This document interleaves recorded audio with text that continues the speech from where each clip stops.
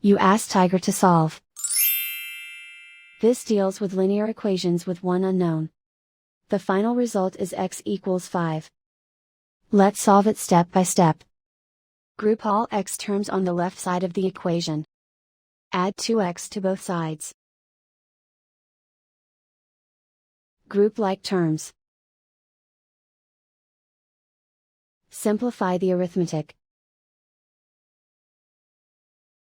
Group like terms.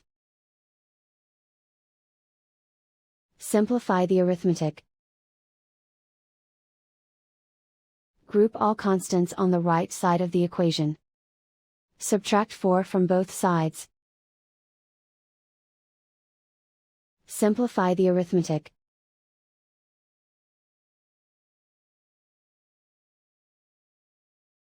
And so the final result is x equals 5.